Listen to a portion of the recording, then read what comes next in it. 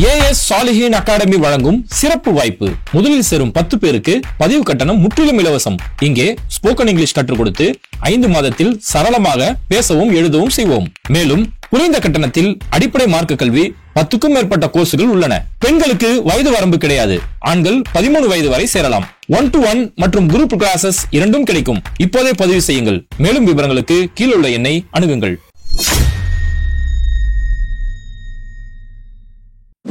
சற்று முன் வெளிவந்திருக்கக்கூடிய 3 முக்கியமான வீடியோக்கள். இனி மக்களுடைய மரணத்தை பயன்படுத்தி யாருமே இங்க அவதூறு பரப்ப முடியாது அப்படின்னு சொல்லக்கூடிய அளவுக்கு ஒரு உறுதியான 3 வீடியோக்கள் இப்ப வெளியில வந்திருக்குது. இது வந்திருக்கக்கூடிய அதே நேரத்துல தமிழ்நாடு அரசு சார்பில் இருந்து இப்போ ஒரு அதிரடியான சட்டம் ஒண்ணு போட்டிருக்காங்க. ஒவ்வொரு அரசியல் கட்சிகளும் இனி நீங்க பொதுக்கூட்டம் நடத்துறா இருந்தாலோ இது மாதிரியான ரேலி நடத்துறா இருந்தாலோ அதுக்கு கடுமையான சட்டங்கள் இனி இருக்கும். இனி ஒவ்வொரு கட்சி பொறுப்பாளர்கள் தான் நீ அங்க நடக்கக்கூடிய எல்லா காரியத்துக்கும் பொறுப்பேற்கணும் அப்படின்னு சொல்லக்கூடிய ஒரு அதிரடியான சட்டத்தை கையில எடுத்திருக்கிறாங்க. இது குறிப்பா விஜயோட கட்சிக்கு ஒரு இடி விழுந்திருக்குன்னே சொல்லலாம். ஏன்னா அவங்க தான் கட்டுப்பாடற்ற ஒரு கட்சி நடத்துறாங்க இல்லையா, அவங்களுக்கு அவங்க என்னென்னலாம் அங்க கட்டுப்பாடு இல்லாம செயல்படுறாங்களோ அதை எல்லாத்தையும் காலை உடைக்கிற மாதிரியான சட்டங்கள் இப்ப கொண்டு வரப்பட்டிருக்குது. இப்போ ஃபர்ஸ்ட் அந்த வெளியே இருக்கக்கூடிய 3 வீடியோக்கள் என்னன்னு பார்த்தோம்னா, இங்க தொடர்ந்து சொல்லிட்டு இருந்தாங்க கரூர்ல தான் கூட்ட நெரிசல் ஏற்படுது, மத்த எல்லா இடத்துலயும் நல்லா தானே இருந்துச்சு, ஏன் கரூர்ல மட்டும் நடக்கணும், அப்ப கரூர்னா அது செந்தில் பாலாஜியோட ஊரு, செந்தில் பாலாஜி தான் ஆள் அனுப்பி இது மாதிரி செஞ்சுட்டாருன்னு சொல்லி ஒரு வார்த்தையை கிரியேட் பண்ணிட்டே இருந்தாங்க. விஜயும் அந்த வீடியோ அதுதான் சொன்னாரு, மத்த எல்லா ஊர்லயும் அது மாதிரி நடக்குது, கரூர்ல மட்டும் ஏன் இப்படி நடக்கணும் அப்படின்னு சொல்லி அங்க பழிய தூக்கி செந்தில் பாலாஜி மேல தூக்கி போட்டாரு. இறந்தவங்கள்ட்ட ஒரு மன்னிப்போ ஒரு வருத்தமோ கூட கேட்க மனசு இல்லாம பழிய தூக்கி செந்தில் பாலாஜி மேல போட்டார்ல. இப்போ தான் பாலிமர் நியூஸ் ஒரு உண்மையான செய்தியை இப்ப வெளியிட்டு இருக்காங்க. எப்படி கரூர்ல தள்ளுமுள்ளி ஏற்பட்டு மக்கள் பலரும் மயக்கமடைஞ்சு விழுந்தாங்களோ அதே மாதிரி அதுக்கு முன்னாடி நாமக்கல் அதே சேம் டேலே அன்னைக்கு அதே நாள்லயே நாமக்கல் அன்னைக்கு காலையிலுமே சம்பவம் நடந்திருக்குன்னு சொல்லி இப்போ ஒரு பிரத்யேகமான வீடியோ காட்சியை பாலிமர் ரிலீஸ் பண்ணிருக்காங்க. அந்த வீடியோல பார்த்தோம்னா பகல் காட்சியில, ஏன்னா விஜய் வந்து 8:45 நாமக்கல்ல இருக்குன்னு சொல்லி 8:45 தான் வீட்டுல இருந்து கிளம்பினாரா, அப்புறம் மதியம் 12 மணிக்கு தான் நாமக்கலுக்கு வந்து சேர்றாரு. அங்க வந்த இடத்துல என்ன நடந்துச்சுன்னு பார்க்கும்போது அங்கேயுமே விஜய் மேடை பஸ்ல நின்று பேசிக்கிட்டு இருக்கிறாரு. ஒரு கடுமையான தள்ளுமுள்ள அந்த இடத்துல ஏற்படுது. ஒரு இடத்துல ஒரு ஸ்பீக்கர் இருக்குது, அந்த ஸ்பீக்கர் கேப்ல புகுந்து மக்கள் வெளியில போயிடலாம், இனிமே இந்த கூட்டத்துல நின்றோம்னா கண்டிப்பா மூச்சு தண்ணி செத்து போயிடும் அப்படின்னு சொல்லி அந்த ஸ்பீக்கருடைய கேப்ல புகுந்து மக்கள் எல்லாம் அங்க இருந்து வெளியில வர ஆரம்பிக்கிறாங்க. அப்படி வெளியில வரக்கூடிய நேரத்துல ஒரு சிலர் அங்க கீழே விழுந்துடுறாங்க. கீழே விழுந்த உடனே பின்னாடி வரவன் அவன் மேல ஏறி ஏறி ஏறி ஏறி மதிக்கக்கூடிய சில நிகழ்வுகள் அந்த இடத்துல நடக்குது. அதை இன்னைக்கு பாலிமர் செய்தி அந்த உண்மை தன்மையை இன்னைக்கு வெளியில விட்டு இருக்கிறாங்க. இப்படி அந்த தள்ளு முள்ள பார்த்தோம்னா ஒரு சிலர் அந்த இடத்துல மயக்கம் போட்டு விழுந்துடுறாங்க. அங்க இருக்கக்கூடிய எல்லாருமே அவங்களுக்கு ஏதோ ஒரு முதல் உதவி கொடுத்து அவங்கள தட்டி பாக்குறாங்க. கொஞ்சம் கூட சுயநிலைவே அவங்களுக்கு கிடையாது. அதுக்கப்புறம் ஒரு கட்டத்துல இவங்களை மருத்துவமனை கூப்பிட்டு போனாதான் காப்பாற்ற முடியும் அப்படின்ற கட்டத்துல அவங்களை அங்கிருந்து தூக்கிட்டு போகக்கூடிய காட்சிகளுமே அந்த வீடியோக்கள்ல பதிவாயிருக்குது. அப்ப நாமக்கல்ல யார் இருக்கா, நாமக்கல்ல செந்தில் பாலாஜி இருக்கிறாரா, நாமக்கல்ல மு.க. ஸ்டாலின் வந்து பண்ணாரா, அப்ப இந்த கூட்டம் இத்தனை நாளா என்ன பொய்களை கட்டவிழ்த்துட்டு இருந்தாங்களோ எல்லா பொய்களும் அம்பலமாகுது. நீங்க எங்க போனாலும் உங்களுக்கு உங்க கட்சிக்குன்னு ஒரு கட்டுப்பாடோ ஒரு கோட்பாடோ கிடையாது. அப்போ அந்த தள்ளுமுள்ளுகள்ல எல்லா இடங்கள்லயும் தான் அப்படி நடந்திருக்குது அப்படின்ற உண்மை இப்ப வெளியில வர ஆரம்பிச்சிருக்குது. இது ஏதோ நாமக்கல்லையோ கரூர்லயோ அன்னைக்கு செப்டம்பர் அந்த 26ஆம் தேதி மட்டும் நடந்த நிகழ்வு கிடையாது, அதுக்கு முன்னாடி நடந்த விஷயத்திலேயே நடந்திருக்குது. இப்ப நம்ம பல ஆதாரங்கள் அது சம்பந்தமா திரட்டிட்டு வந்து பார்க்கும்போது மதுரையில ஒரு மாநாடு நடத்தினாங்க இல்லையா, அந்த மதுரையில நடந்த மாநாட்டுல மட்டுமே 374 பேர் அந்த இடத்துல மயக்கம் அடைஞ்சு விழுந்திருக்கிறாங்க. அந்த தள்ளுமுள்ளி இவங்க தான் இவங்க எங்கேயுமே அங்கங்க ஏறன்னு சொல்லி கிரீஸ் எல்லாம் தடவினாங்க, அதையும் ஏறினாங்க. விஜய் ஒரு ரேலியில நடந்தாரு, அதுக்கு மேல ஏறி வந்தாங்க. அங்க இருக்கக்கூடிய பவுன்சர் அவங்களை பிடிச்சி அப்படி தூக்கி நாயை தூக்கி போடுற மாதிரி தூக்கி அடிச்சாங்க தெரியுமா, அப்படியெல்லாம் நடந்த சம்பவம். அந்த பவுன்சர் தூக்கி எறிஞ்சாரு, இதுக்கும் திமுக தான் உங்களுக்கு காரணமா? அப்போ அந்த மதுரை மாநாட்டுல மட்டுமே 374 பேர் மயக்கம் அடைஞ்சிருக்கிறாங்க அப்படிங்கிற செய்திகளை பார்க்க முடியுது. அதே மாதிரி அதுக்கு முன்னாடி விஜய் கட்சி ஆரம்பிச்ச முதல் மாநாடு விக்கிரவாண்டியில நடத்தினாரு. அந்த விக்கிரவாண்டியில மதியம் வரைக்கும் மட்டுமே 120 பேர் அந்த இடத்துல மயக்கம் அடைஞ்சு விழுந்திருக்கிறாங்க. அப்போ விக்கிரவாண்டியில யார் செந்தில் பாலாஜி உள்ள பூந்தாரா, மதுரையில நடந்த மாநாட்டுல யார் அன்பில் மகேஷ் உள்ள பூந்தாரா? அப்போ இந்த கூட்டம் எல்லா இடங்கள்லயுமே இந்த தள்ளுமுள்ளி ஏற்பட்டு, ஏன்னா இவங்களுக்கும் ஒரு கோட்பாடோ கட்சி அந்த கட்டுப்பாடோ எதுவுமே இல்லாதால எல்லா இடங்கள்லயுமே தள்ளுமுள்ளி ஏற்பட்டதால எல்லா இடங்கள்லயுமே மயக்கம் ஏற்பட்டது. அது கரூர்ல ரொம்ப அதிக அளவுல, ஏன்னா கரூரை பொறுத்த வரைக்கும் காலையில இருந்து அவங்க வெயில்ல காத்து கிடக்குறாங்க, அவங்களுக்கான நீர் சத்து குறைபாடு ஏற்பட்டோன்னே அதுதான் அது மரணம் வரைக்கும் கொண்டு போயிருச்சு. அப்போ இந்த ஒரு வீடியோ மூலியமா இவங்க கட்டவிழ்த்து விடுறது எல்லாமே பொய்கள் தான், அந்த அப்பாவி ரசிகர்களை எப்படி எல்லாம் ஏமாத்திக்கிட்டு இருக்கிறாங்க அப்படிங்கிற உண்மை இந்த இடத்துல வெளியில வர ஆரம்பிச்சிருக்குது. நான் இன்னொரு விஷயத்தையும் சொல்ல மறந்துட்டேன், கரூர்ல மட்டும் உயிரிழப்பு ஏற்படல, அதுக்கு முன்னாடி உயிரிழப்பு ஏற்பட்டது. அதாவது மதுரை மாநாடுல விக்கிரவாண்டி மாநாடுல முதல் மாநாடு விக்கிரவாண்டி மாநாடு விக்கிரவாண்டி மாநாட்டில் 5 பேர் உயிரிழந்தாங்க. மதுரையில நடந்த மாநாட்டில் 3 பேர் உயிரிழந்தாங்க. அதுக்கப்புறம் தான் இப்ப கரூர்ல 41 பேர் உயிரிழந்தாங்க. அப்ப இன்னும் ஒரு கட்சி இன்னும் தேர்தலே சந்திக்கல, அதுக்குள்ள 50 பேரை பலி வாங்கி இருக்கக்கூடிய ஒரு கட்சினா இந்த கட்சி தான் அது. அதனால ஏதோ கரூர்ல மட்டுமே நடந்த மாதிரி, செந்தில் பாலாஜி மட்டுமே செஞ்ச மாதிரி ஒரு பொய்களை சொல்றாங்கல்ல. இந்த நேரத்துல பாலிமர் நாமக்கல்லே அதே நாள்ல இதுதான் நடந்துச்சு. அங்க ஏதோ பகல் நேரம்ன்றதால அது தப்பிச்சிச்சு. இது பகல்ல இருந்து இவங்க அப்படியே பசியிலையும் பட்டினியை காத்துட்டு இருந்ததாலதான் இப்ப ஏற்பட்ட ஒரு பிரச்சனைக்கு காரணம். குறிப்பா நாமக்கல்ல மட்டுமே 35 பேர் மருத்துவமனையில, அரசு மருத்துவமனை, தனியார் மருத்துவமனையில அனுமதிக்கப்பட்டவங்க மட்டுமே 35 பேர் அட்மிட் பண்ணப்பட்டிருக்காங்க. அதுல 4 பேர் ஐசியூ வார்டுல அட்மிட் பண்ணக்கூடிய அளவுக்கு சீரியஸ் கண்டிஷன்ல கொண்டு போனாங்க. என்ன ஒண்ணு உயிரிழப்பு ஏற்படலையே தவிர, ஆனா ஐசியூ வார்டுல அட்மிட் பண்ணக்கூடிய அளவுக்கு அங்கேயுமே அங்க ஒரு பல பிரச்சனைகள் சந்திக்கலாம் வந்திருக்குது அப்படிங்கிற உண்மைத்தன்மை இப்ப வெளியில வந்திருக்குது. அடுத்து 2வது ஒரு வீடியோ பார்த்தோம்னா, இப்ப கரூர்ல பாதிக்கப்பட்ட மக்களை பல ஊடகங்கள் பாதிக்கப்பட்ட மக்களுடைய வழியை சந்திக்கிறதுக்காக நேரில் போறாங்க இல்லையா. அந்த மாதிரி ஊடகவியலாளர் முக்தார் என்ன செஞ்சாரு, அந்த ஹாஸ்பிட்டலுக்கு போய் ஒவ்வொரு மக்களும் அங்க என்ன நடந்துச்சு சொல்லி போய் கேட்டுட்டு இருக்கும்போது, அங்க ஒரு அம்மா இந்த கூட்டத்துல சிக்கி தவிச்சு உயிர் பிழைச்சு வந்திருக்கக்கூடிய ஒரு அம்மா, அந்த அம்மாவை முக்தார் போய் கேட்கும்போது, ஏமா நீங்க எப்படிமா விஜயோடைய அரசியல் பிடிச்சி அவரை பாக்குறதுக்கு போனீங்களா, அல்லது விஜய் ஒரு நடிகர், நான் இத்தனை நாள் பார்த்த ஒரு நடிகர், அதனால அவரை பார்க்க போறீங்களா அப்படின்னு கேட்கும்போது அந்த அம்மா சொல்றாங்க, இல்லங்க ஒரு நடிகர், சின்ன வயசுல இருந்து அவர் ரொம்ப பிடிக்கும், அந்த நடிகரை பாக்குறது தான் போனேனே தவிர வேற அரசியலுக்காகலாம், அவர் அரசியல் பிடிச்சலாம் நான் அவர் பக்கம் போல அப்படின்னு சொல்லி அந்த அம்மா சொல்றாங்க. அதுக்கப்புறம் அந்த அம்மா என்ன சொல்றாங்கன்னா, நான் அந்த கூட்டத்துல நல்லா சிக்கிக்கிட்டேன், காலையில இருந்து நான் அந்த கூட்டத்துல விஜய் எப்படியா பார்க்கணும் சொல்லி நான் காலையில இருந்து நிக்கிறேன். ஒரு கட்டத்துல சாயந்தரம் 5 மணிக்கு மேல எனக்கு குடிக்க தண்ணி இல்லாம, சாப்பிட சாப்பாடு இல்லாம ஒரு மாதிரி எனக்கு மயக்க வர மாதிரி ஆயிப்போச்சு. அதுக்கப்புறம் அந்த கூட்டத்துல இருந்து நான் எப்படியாவது வெளியில போலான்னு பார்க்கும்போது அங்க இருந்த பாதுகாவலர் யாரும் எங்க வெளியில விடல, அங்க கயிறு கட்டி இருந்திருக்காங்க, கயிறு கட்டி அந்த கட்சியை சேர்ந்தவங்க கயிறு கட்டி இருந்தாங்க. இதாங்க வெளியில போலான்னு சொல்லும் போது, இருங்க இந்த இன்னும் கொஞ்சம் இருங்க, தலைவர் கிட்ட வந்துட்டாருன்னு சொல்லி எங்களை வெளியில போனவங்களே வெளியில போனா இருங்கன்னு சொல்லி இவங்க தான் இருந்துட்டு இருந்தாங்க.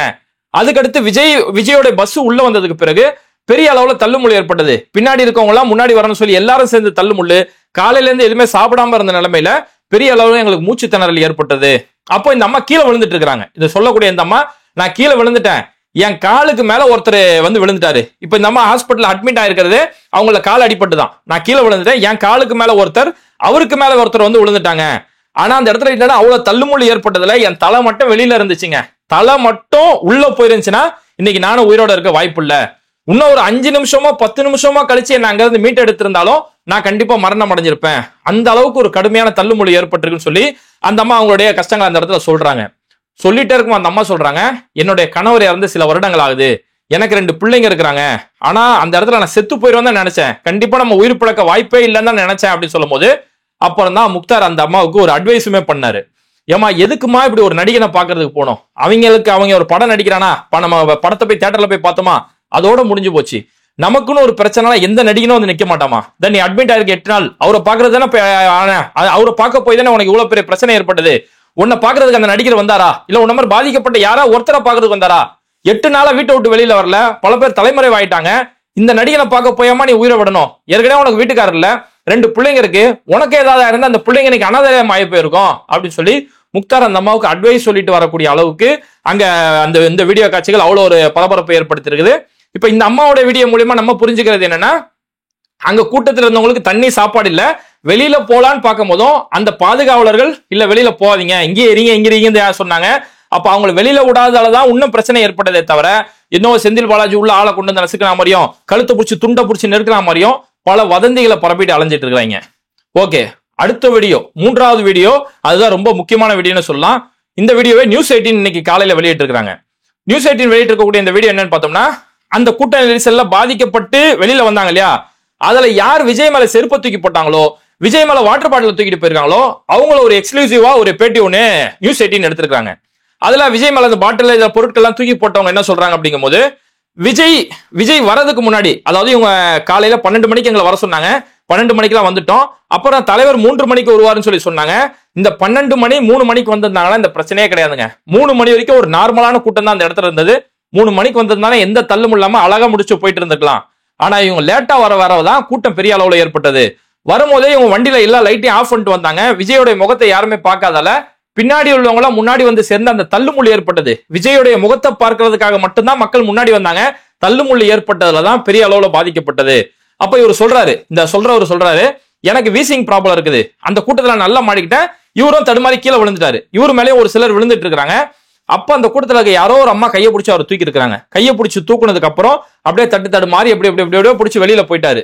வெளியில போனதுக்கு அப்புறம் தான் அவருக்கு மூச்சே வந்திருக்குது. சரி, நம்மள மாதிரி உள்ள பல பெண்களும் குழந்தைகள் உள்ள சிக்கிட்டு இருக்காங்களே, அவங்கள போய் நம்ம மீட்க போலாம் அப்படின்னு நினைச்சாலும் இனி நான் உள்ள போனா நான் உயிரோட திரும்ப வருவனா தெரியாது. அப்பேற்பட்ட நிலைமைகள் ஏற்பட்டது. அப்ப இப்பேற்பட்ட நிலைமைகள் ஏற்பட்டதுக்கு பிறகுதான் நானும் சரி அந்த கூட்டத்தில் இருந்தவர்களும் சரி விஜய்கிட்ட இந்த விஷயத்த சொல்லணும். அவரு இது எதுவுமே தெரியாம பேசிட்டு இருக்காரு. பாலிமர் செய்தி ஃபர்ஸ்ட் வீடியோ காமிச்சல, நாமக்கல்ல நடந்தது சொல்லி சொன்னோம் இல்லையா, அந்த பாலிமர் செய்தியோட செய்தியிலுமே சொல்றது என்னன்னா, இந்த அளவுக்கு மக்கள் அந்த ஸ்பீக்கர் கிட்ட பொத்துன்னு வந்து உழுவுறாங்க, ஒருத்தர் மேல ஒருத்தர் உழுவுறாங்க, மயக்கம் போட்டு உழுவுறாங்க.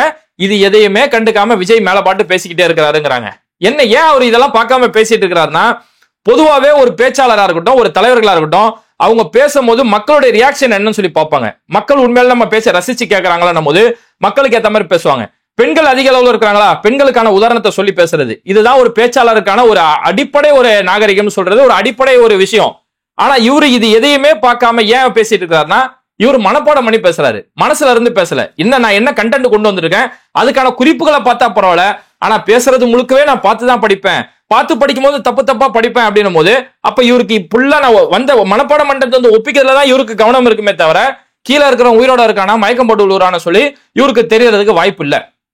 அப்ப இந்த அளவுக்கு மயக்கம் போட்டு விழுந்துறவும் அந்த பாதிக்கப்பட்டவங்க என்ன சொல்றாங்கன்னா, அப்ப விஜய் இதை எதையுமே பார்க்கல, விஜய் பார்க்கணுங்கிறதுக்காக கையில கிடைக்கிற பாட்டில் என்னென்ன பொருள் இருக்கோ எல்லாத்தையும் நாங்க தூக்கி போடுறோம்.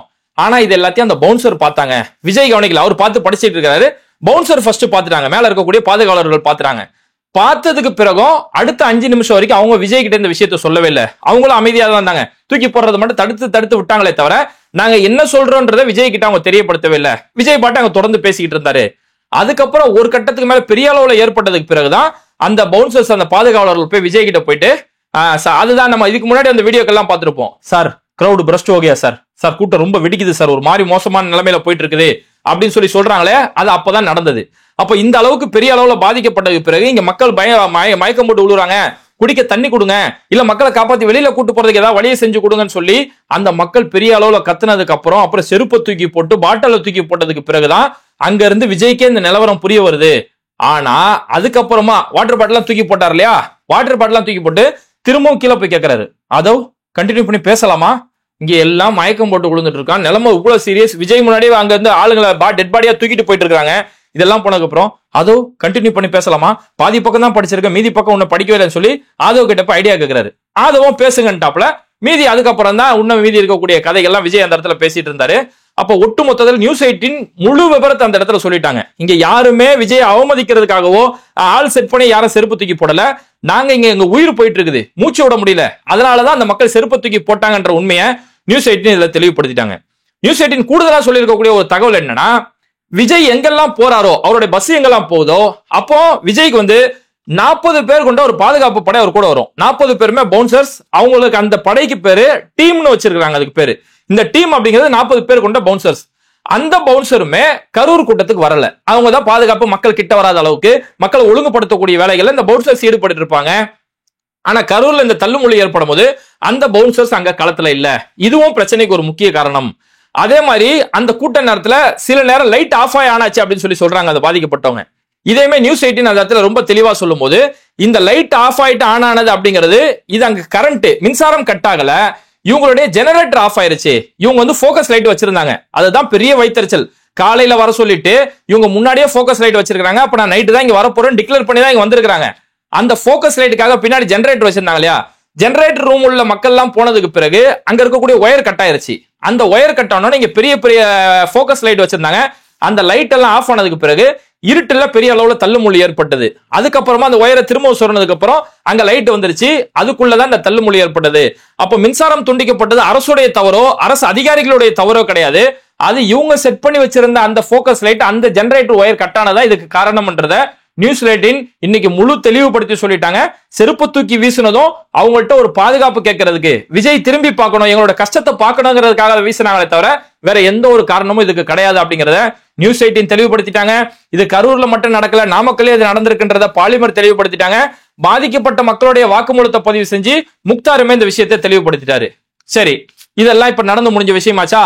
இப்போ அரசு தரப்புல இருந்து வந்திருக்கக்கூடிய அடுத்த ஒரு அதிரடியான ஒரு அறிவிப்பு என்ன அப்படின்னா, ஏன்னா இது ஒரு கட்டுப்பாடு இல்லாம போயிட்டு இருக்குல்ல, இன்னும் எத்தனை உயிர் தான் பறி கொடுக்கிறது. அதோட இதோட இந்த கரூரோட முடிட்டு அந்த கதி. இதுக்கு அடுத்து அரசியல் கூட்டம் என்ற பெயர்லயோ வேற எந்த கூட்டம் என்ற பெயர்லயோ ஒரு உயிர் கூட இங்க பலியாக கூடாதுன்றதுக்காக இன்னைக்கு தமிழ்நாடு அரசு சார்பில் ஒரு அதிரடியான அறிவிப்பு ஒன்று அறிவிச்சிருக்காங்க. அதாவது இனி அரசியல் கூட்டங்கள் எங்கெல்லாம் நடத்தப்படுதோ உங்களுக்கு கடுமையான கட்டுப்பாடுகள் விதிக்கப்படும். அது திமுகவா இருந்தாலும் சரி, அதிமுகவா இருந்தாலும் சரி, கட்டுப்பாடுகளை பின்பற்றாத தாவேகாவா இருந்தாலும் சரி.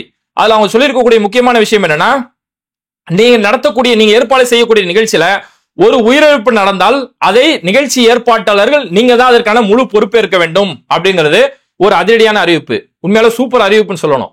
ஏன்னா இதுக்கு எங்களுக்கு சம்பந்தமே இல்ல, அரசு தான் காரணம் இருக்கணும். நீ காலையில தண்ணி கொடுக்க மாட்டேன், சொன்ன டைமுக்கு வர மாட்டேன், அங்க எந்த ஒரு கட்டுப்பாடையுமே ஃபாலோ பண்ண மாட்டேன். அப்ப எல்லாம் செஞ்சு முடிஞ்சதுக்கு அப்புறம் எல்லா இழப்பெல்லாம் ஏற்பட்ட பிறகு அரசு சரியா செய்யலன்னு சொல்லி அரசு மேல பழிய தூக்கி போட்டு 8 நாள் 9 நாள் தலைமறைவாக போய் ஒளிஞ்சிடறாங்களே. இனி அவனை எவனுமே தலைமறைவு ஆகக்கூடாது அப்படிங்கிற அளவுக்கு தான் இனி நீ ஏற்பாடு செய்யற நிகழ்ச்சி அதுக்கு நீ தான் முழு பொறுப்பேற்கணும். பொறுப்பேற்பன்னு சொன்னாதான் உனக்கு அனுமதி கிடைக்கும். அப்படி அங்க இதையும் மீறி ஏதாவது ஒரு அசம்பாவிதம் ஏற்பட்டா அதுக்கு நீ தான் முழு பொறுப்பேற்கணும் அப்படின்றதுக்கான ஒரு அதிரடியான ஒரு சட்டம் அறிவிச்சிருக்காங்க. அதுக்கு அடுத்த விஷயம் என்னன்னா, ஒரு கூட்டம் நடக்குது அப்படின்னும் போது அந்த கூட்டம் நடந்து முடிந்ததுக்கு பிறகு அங்க இருக்கக்கூடிய குப்பைகளை சுத்தம் செஞ்சுட்டு தான் நீங்க நிகழ்ச்சி ஏற்பாளர்கள் அங்கிருந்து போகணும் அப்படின்னு சொல்லக்கூடிய அடுத்த 2வது அறிவிப்பு சூப்பரா சொல்லியிருக்காங்க. ஏன்னா பொதுவாவே அரசியல் கட்சிகள் ஒரு ஆர்ப்பாட்டமோ ஒரு கூட்டம் நடத்தினா பல இடங்களில் வாட்டர் பாட்டில் அங்க இருக்கக்கூடிய குப்பைகள் அப்படியே நாசமாய் போய் கிடக்கும். அதுல தாவேகாவை பொறுத்த வரைக்கும் அது இன்னமும் ரொம்ப கொடூரமா இருக்குது. அப்படியே ஒரு கலவரம் நடந்துட்டு போன மாதிரி இருக்கு. ஆனா இந்த இடத்துல இஸ்லாமிய அமைப்புகளை பாராட்டலாம். ஒரு தமுமுகவோ, எஸ்டிபிஐ, தௌஹீத் ஜமாத், இந்திய தௌஹீத் ஜமாத், முஸ்லீம் லீக், இது மாதிரியான இஸ்லாமிய அமைப்புகளை பொறுத்த வரைக்கும் ஒரு கூட்டம் நடந்து முடிஞ்சதுக்கு பிறகு அங்க துப்புரவு பணி செய்யறதுக்கு அவங்கவுங்கள ஒரு டீம் வச்சிருப்பாங்க. அரசு எப்படி இந்த இடத்தை எங்க கையில ஒப்படைச்சதோ அந்த மாதிரி நாங்க திருப்பி கொடுக்கணும், இதுதான் இஸ்லாம் கற்றுக் கொடுத்த நாகரிகம் அப்படின்ற அடிப்படையில அவ்வளவு கண்ணியமான முறையில அந்த இடத்த சுத்தம் பண்ணி ஒப்படைச்சு கொடுத்துட்டு போவாங்க. இனி இஸ்லாமிய அமைப்புகள் மட்டும் அப்படி செய்யக்கூடாது, ஒவ்வொரு அரசியல் கட்சியும் இப்படிதான் செய்யணும் அப்படின்னு சொல்லக்கூடிய ஒரு அதிரடியான அறிவிப்பை கொடுத்திருக்காங்க. இதுவுமே தாவேகாவுக்கு ஒரு பெரிய ஒரு சிக்கல் தான் சொல்லணும். ஏன்னா அவங்கள்ட்ட இது மாதிரி கட்டுப்பாடுகளே இருக்காதா, அப்ப இனியும் கட்டுப்பாடுகளோட நம்ம நடத்தி ஆகணுன்ற மிகப்பெரிய சிக்கல் அவங்களுக்கு ஏற்பட்டிருக்குது. அடுத்து பார்த்தோம்னா இது இன்னும் சூப்பரான ஒரு பாயிண்ட்னு சொல்லலாம்.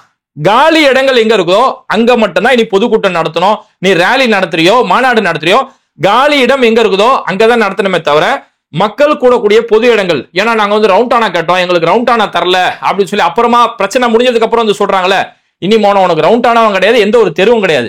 இனி ஒரு இடத்துல நின்று பேசணும், பொதுக்கூட்டம் போறியா, அந்த எல்லாம் காலி மைதானம் எங்க இருக்கோ அந்த காலி மைதானத்துல போய்க்கோ, உன்னுடைய கூட்டத்தால பொதுமக்கள் எங்கேயுமே பாதிக்கப்படக்கூடாது அப்படின்னு சொல்லக்கூடிய ஒரு சூப்பரான அறிவிப்பு கொடுத்திருக்காங்க.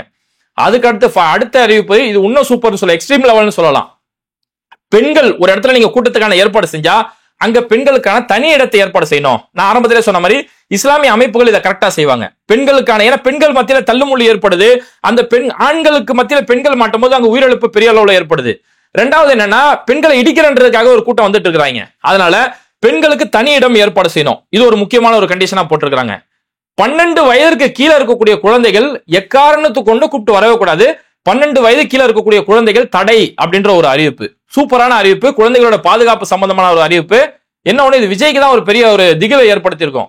என்னடா அது, நமக்கு ஸ்கூல் பசங்க தான் நம்மள வேடிக்கை பார்க்க வந்துட்டு இருக்காங்க, அந்த ஸ்கூல் பசங்களை வச்சுதான் நான் அந்த காலாண்டு லீவை பயன்படுத்தி கரூர்ல டிசம்பர்ல போட்ட மீட்டிங் ஏன் ஒரு கரூரை தூக்கி போட்டாருன்னா, ஸ்கூல் லீவு நல்ல கூட்டத்தை காட்டலாம், செந்தில் பாலாஜிக்கு இதை கெத்து காட்டலான்றதுக்காக தான் அவசரமா டிசம்பர் மீட்டிங்கை தூக்கி செப்டம்பர்ல தூக்கி போட்டாரு. இப்போ ஸ்கூல் பசங்களை வரவிடாம ஆகிட்டாங்களேன்றதுல விஜய்க்கு ஒரு பெரிய ஒரு அதிருப்தி ஏற்பட்டுரும். ஆனா என்ன இருந்தாலும் இங்க குழந்தைகளோட பாதுகாப்பு முக்கியம் என்ற அடிப்படையில குழந்தைகளை எக்காரணத்தை கொண்டு கூட்டு வரக்கூடாது அப்படின்ற ஒரு அருமையான அதிரடி அறிவிப்பு கொடுத்திருக்காங்க. இதை எல்லாமே சேர்த்து இனி அரசியல் கூட்டத்துல எந்த ஒரு உயிர் கூட பலியாக கூடாது அப்படின்னு சொல்லி இந்த ஒரு சட்டத்தை தமிழ்நாடு அரசு சார்பில் இன்னைக்கு காலையில அறிவிச்சிருக்காங்க.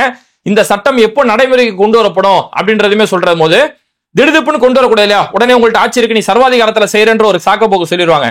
அதனால இப்படி ஒரு சட்டம், இதெல்லாம் நாங்க கொண்டு வரக்கூடிய திட்டம், இதை நாங்க மக்கள் கிட்ட கருத்து கேட்க போறோம். ஓன்ட்ட கேட்டா நீ இன்னைக்கு ஒரு பேச்சு பேச, நாளைக்கு ஒரு பேச்சு பேசுவேன், அதனால மக்கள் கிட்டே நாங்க ஒப்படைக்கிறோம். இதெல்லாம் நாங்க கொண்டு வர போறோம்.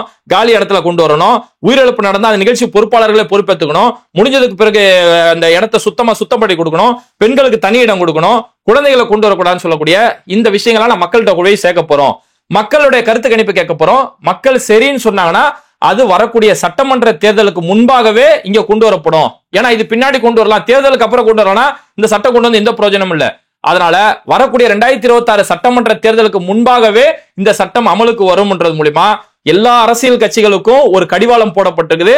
தாவேகா பொறுத்த வரைக்கும் எந்த ஒரு கட்டுப்பாடுமே இல்லாத ஒரு கட்சி, அவங்களுக்கு பெரிய அளவிலான கடிவாளம் போடப்பட்டிருக்கு அப்படிங்கறத சொல்லலாம். ஆக மொத்தத்துல இந்த வீடியோ மூலமா நம்ம சொல்றது, அந்த அப்பாவி ரசிகர்கள் நம்ம சொல்றது என்னன்னா, தயவு செஞ்சு யார் எனக்கு பிடிச்சவன் சொல்றான்றதுக்காக எந்த ஒரு வதந்திகளை நம்பாதீங்க. இருக்கக்கூடிய உண்மைத்தன்மை ஆராய்ங்க. இங்க கரூர்ல மட்டும் பிரச்சனை வரல, நாமக்கல்ல, மதுரையில, விக்கிரவாண்டியில சொல்லி எல்லா இடங்களையும் நடந்தது. செருப்பு சும்மா தூக்கி வீசல, அவரை திரும்பி பார்க்க வைக்கதான் வீசி எறிஞ்சாங்கன்றத பல உண்மைத்தன்மைகளை ஆராய்ஞ்சி உண்மை என்னன்றது தெரிஞ்சு அதுக்கப்புறமா அரசியல் பழகுங்க அப்படிங்கறத சொல்லிக்கிறோம். அதுக்கு முன்னாடி யாரெல்லாம் பேட்டை டிவியை சப்ஸ்கிரைப் பண்ணாம பாக்குறீங்களோ அவங்க மறக்காம சப்ஸ்கிரைப் பண்ணிட்டு இந்த வீடியோக்களை உங்க நண்பர்களுக்கு அதிகமா ஷேர் செய்யுங்க. இணைந்திருப்போம்.